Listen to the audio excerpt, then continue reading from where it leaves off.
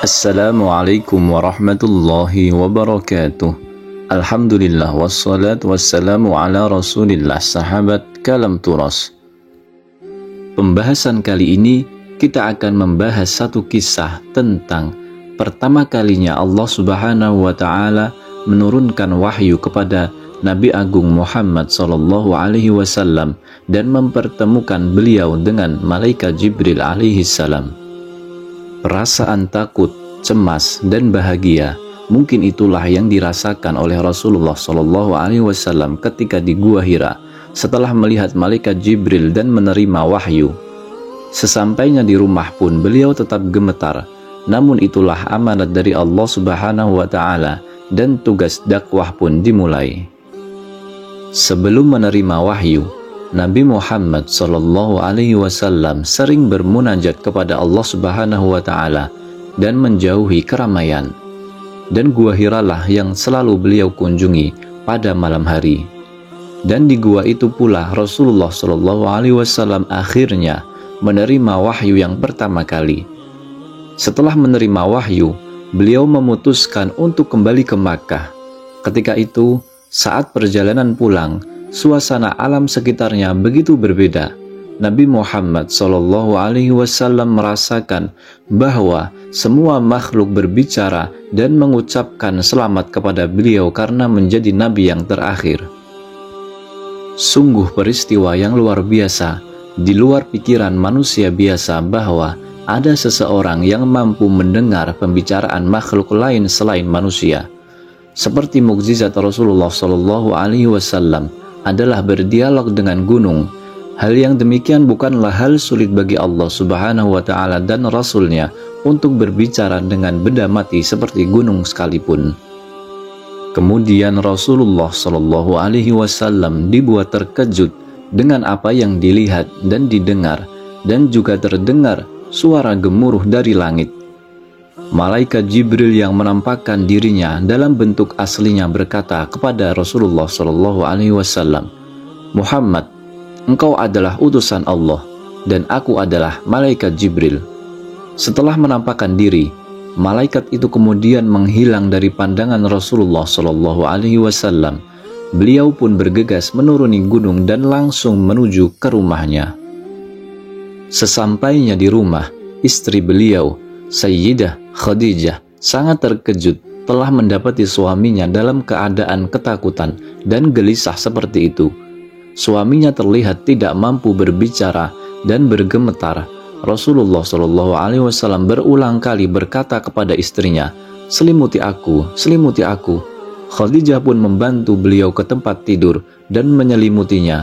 Rasulullah Shallallahu Alaihi Wasallam kemudian memutuskan untuk beristirahat sejenak.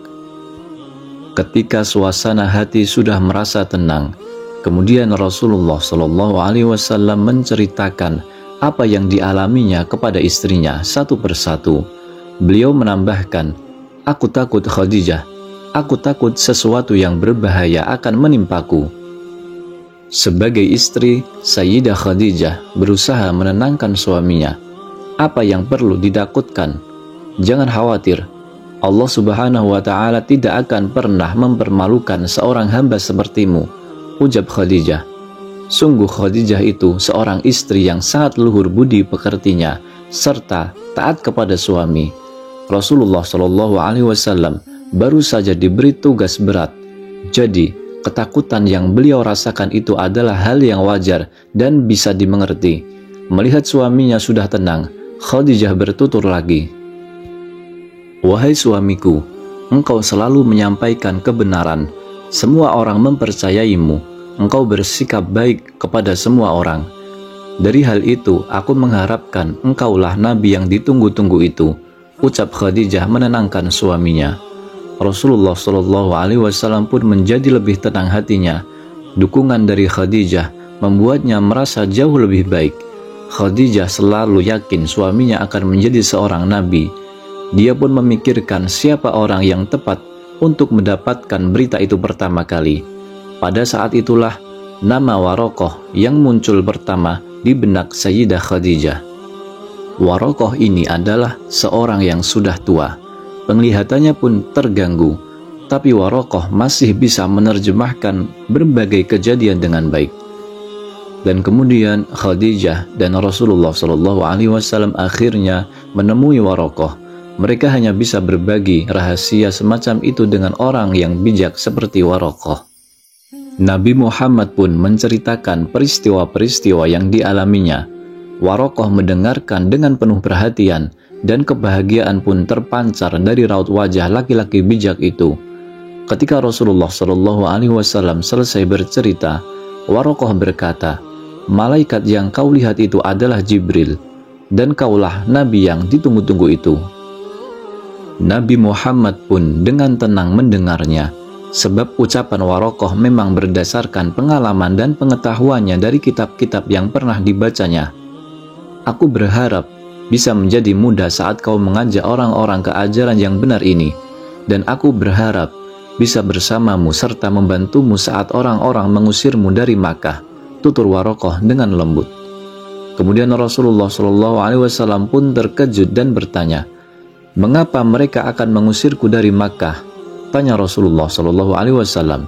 Dengan bijak Warokoh menjawab, "Dalam setiap masa selalu ada orang jahat. Mereka akan memperlakukanmu dengan buruk. Mereka akan menuduhmu sebagai tukang sihir, dan mereka akan mengusirmu dari Makkah. Kalau saat itu aku masih diberi umur panjang, aku pasti akan membantumu dan mendukungmu," ujar Warokoh. Setelah menjawab pertanyaan dari Rasulullah, kemudian Warokoh berdiri dan membungkukkan badan lalu mencium kening Rasulullah SAW. Dia begitu sangat bahagia karena bisa bertemu dengan Nabi akhir zaman yang akan mengajarkan kebenaran dan mencegah kemungkaran. Dukungan dan kasih sayang dari istrinya Sayyidah Khadijah dan seorang ahli kitab yang bijak, Warokoh sangat menenteramkan hatinya. Kemudian dakwah pun dimulai. Hingga saat ini ajaran Nabi Muhammad SAW, yaitu agama Islam, masih langgeng sampai hari ini. Kita sebagai seorang muslim harus mengimani kerasulannya, dan dialah Rasulullah SAW adalah utusan terakhir dan nabi terakhir yang diutus oleh Allah Subhanahu wa taala. Wallahu a'lam. Wassalamualaikum warahmatullahi wabarakatuh.